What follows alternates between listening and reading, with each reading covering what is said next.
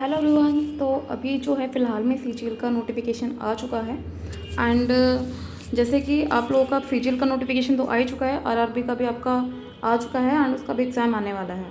तो अब आप लोग ये चीज़ कंफ्यूज मतलब रहे होंगे कि सीजीएल और बैंक की प्रिपरेशन क्या आप एक साथ कर सकते हो या नहीं।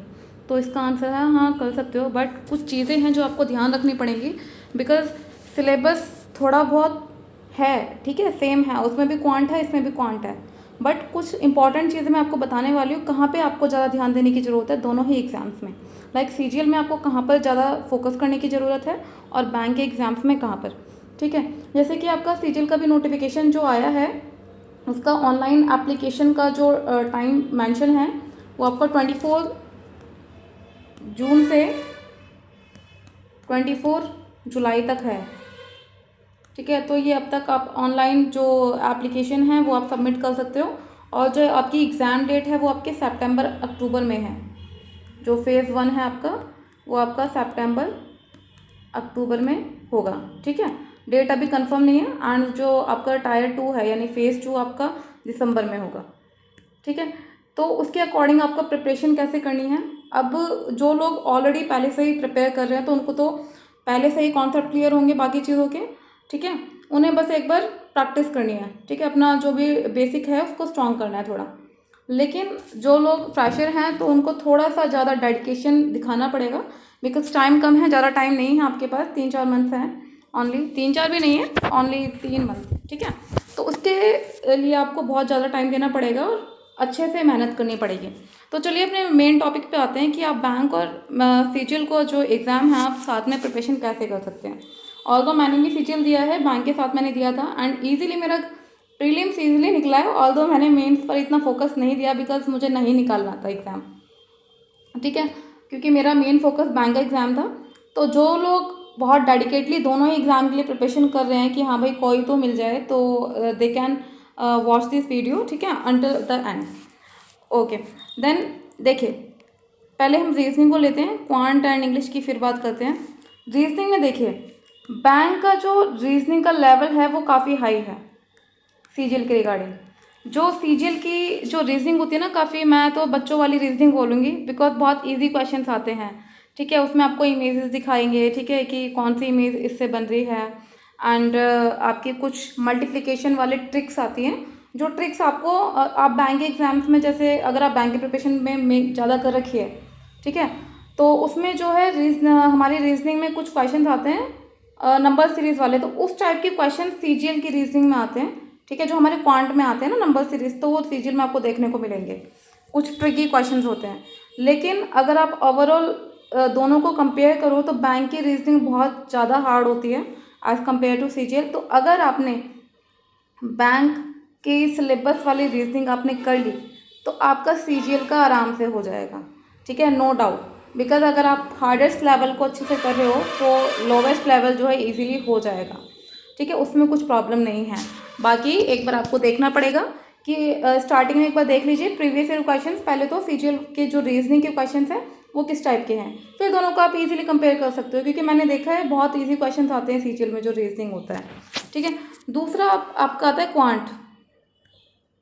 क्वांट में देखिए क्या करना है आपको। क्वांट में एक डिफरेंस है कि सीजीएल में आपकी एडवांस भी ऐड हो जाती है, ठीक है, और जो आपका बैंक वाली मैथ आती है ना उसमें अरिथमेटिक होता है आपका पोर्शन में, ठीक है। सीजीएल में अरिथमेटिक प्लस एडवांस आता है और बैंक में ओनली अरिथमेटिक आती है।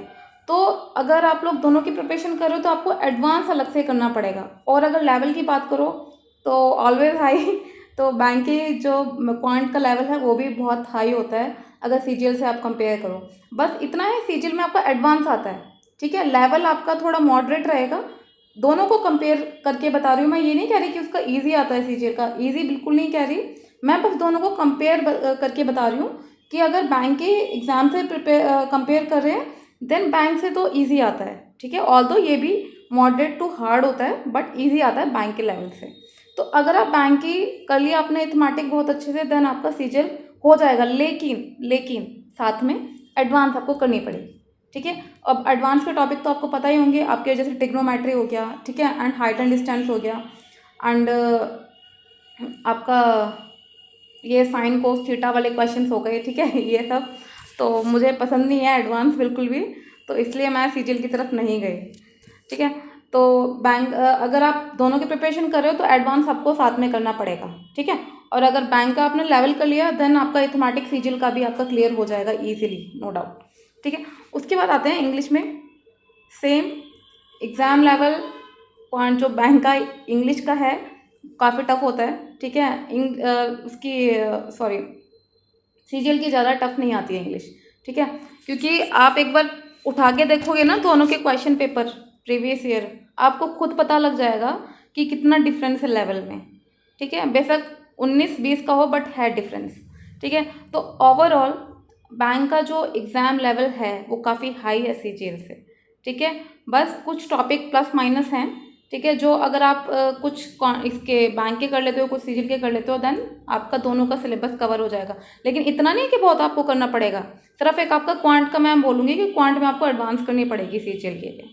बाकी अगर आप दोनों कर रहे हो आप एग्ज़ाम दे सकते हो। और अब तो वैसे भी जो पैटर्न है एग्ज़ाम का सीजीएल का भी चेंज हो गया है। पहले आपका रीजनिंग पहले आपका जो मेंस था उसके अंदर ओनली इंग्लिश और मैथ आता था, लेकिन अब जैसे आपका बैंक का होता है वैसे ही इसमें आपका जीए भी आएगा सेकंड में, ठीक है। रीजनिंग भी आएगा, बिल्कुल सेम कर दिया पैटर्न, कोई इशू नहीं है।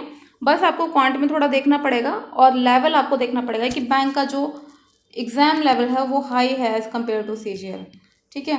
तो अगर आप अच्छे लेवल की प्रिपरेशन कर लेते हो तो सीजीएल में कोई प्रॉब्लम नहीं होगी, ठीक है। और बाकी यही मेन चीज़ें थी कि आप कैसे कर सकते हो कैसे नहीं, तो ये चीज़ों को आपको ध्यान देना पड़ेगा, ठीक है। और सबसे ज़रूरी आपका मॉक टेस्ट तो आपको लगाना पड़ेगा। तो दोनों को करने हैं तो दोनों के मॉक टेस्ट लगाने पड़ेंगे, आप चाहे ऑल्टरनेट डेज दीजिए या चाहे कैसे भी, ठीक है। तो आज के लिए इतना ही। बाकी आपको कुछ डाउट लग रहा है इसके रिगार्डिंग भी तो आप मुझसे पूछ सकते हैं। और मैंने जो बैंक की स्ट्रैटेजी की वीडियोस एक प्लेलिस्ट में बना रखी हैं तो उसकी प्लेलिस्ट में आपको मेंशन कर दूंगी डिस्क्रिप्शन बॉक्स में। तो आज के लिए इतना ही, थैंक यू।